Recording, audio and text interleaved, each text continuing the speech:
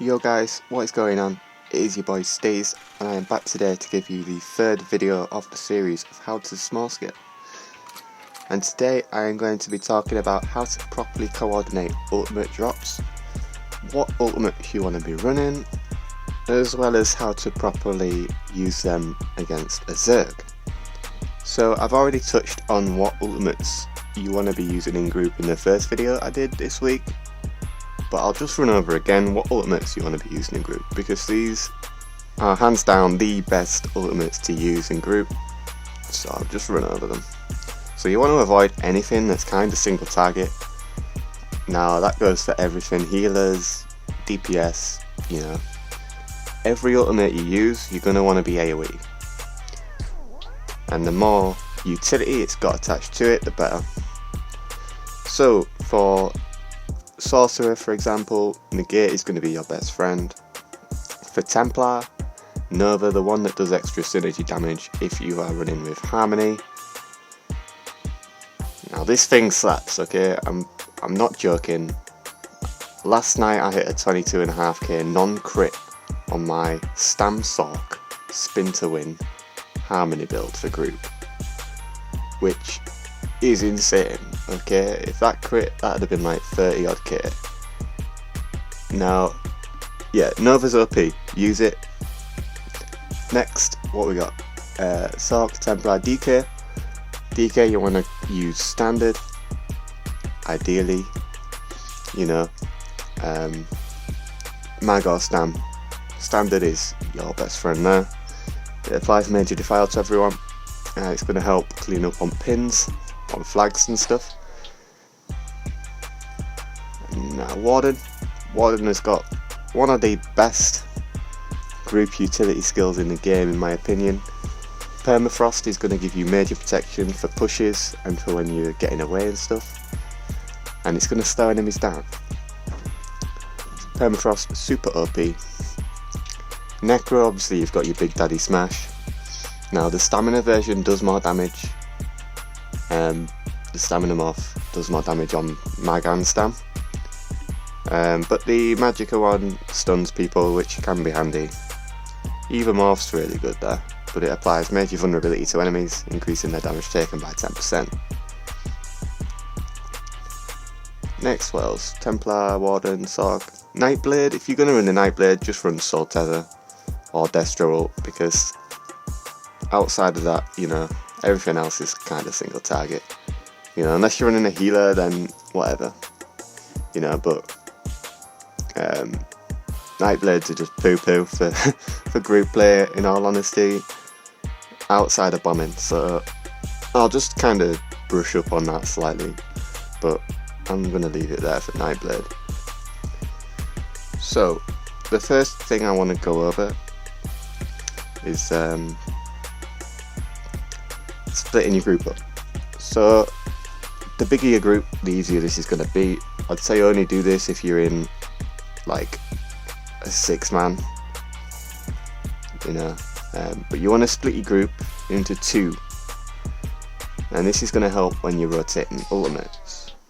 For example, if I'm in a 6-man, I'll ask for a Negate and a Nova and a Barrier on the first push. You know, when we've got the stack ready, we'll push in with them ultimates first and then reset, and then we'll come back on the reses with like a standard, a Colossus and a Barrier.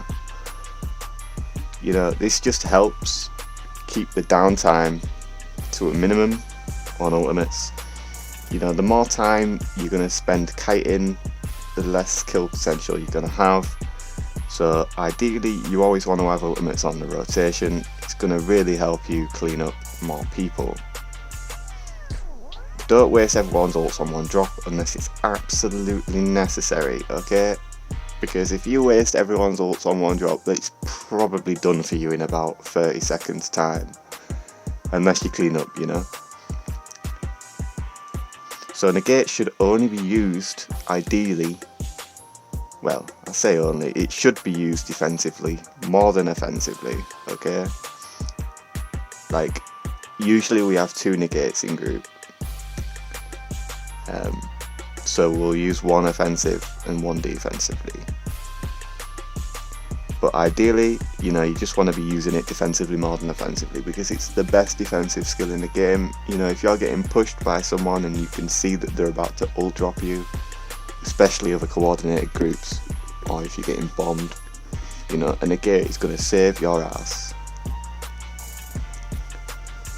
So the next tip I wanted to brush up on is to utilise synergies. And like I said before, it's nice to have one dedicated synergy grabber with Harmony and Group, because a lot of ultimates have synergies attached to them that are damaged, that do quite a lot of damage, so you're going to want to use that. Right guys, so the next tip I wanted to talk about is not stacking defensive synergies on the pushes. Now what I mean by that is things like Purify Ring, Higgling Bubble, any kind of defensive synergy. You want to avoid using these skills on the pushes. It's going to help your DPS hit the synergies that they need to hit to do damage rather than to heal themselves. Okay, because I don't know if you know this, but defensive synergies always come first.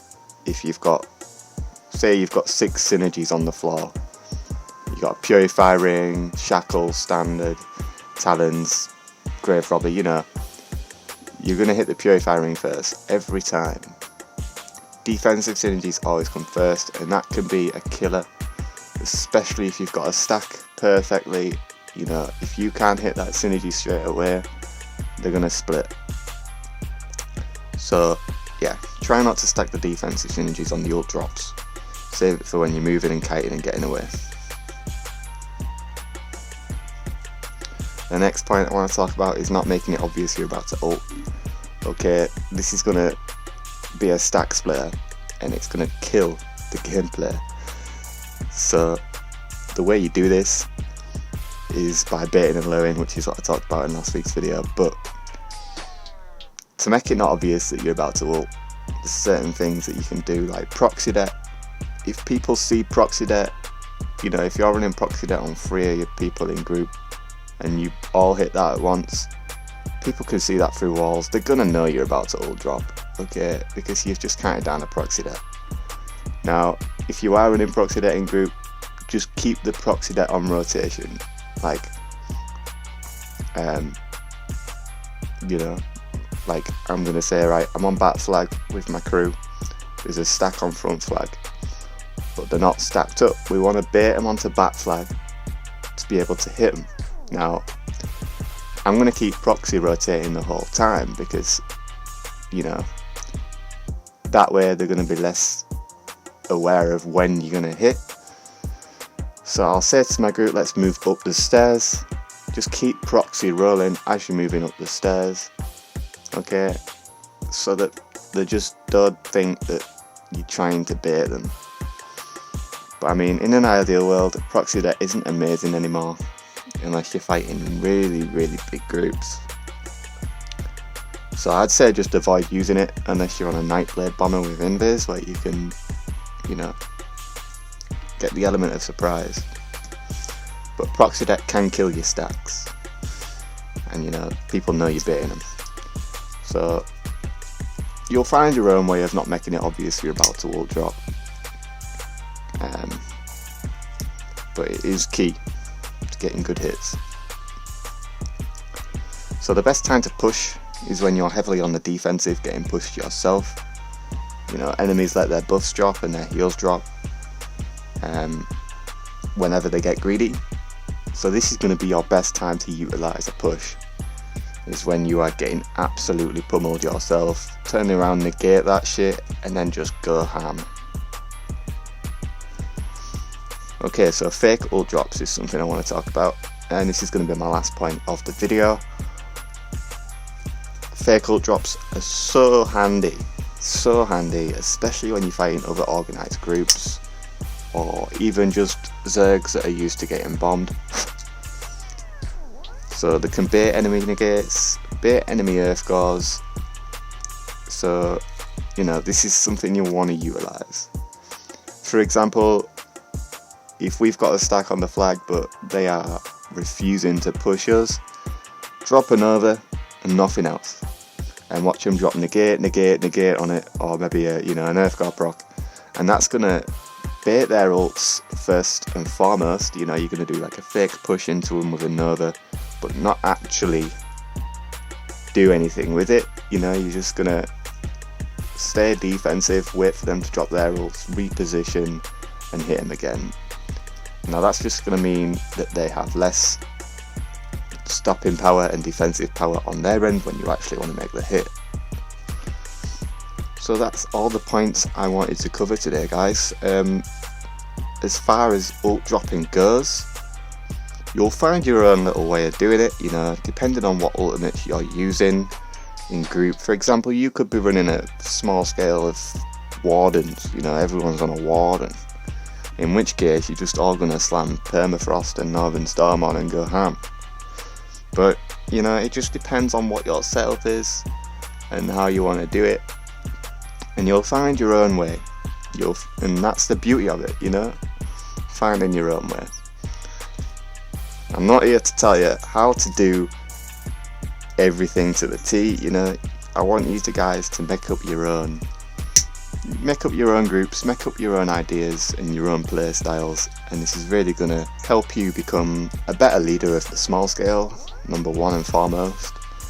And number two, if you can develop your own play style and not fix to what everyone else uses, it's going to make it harder to fight.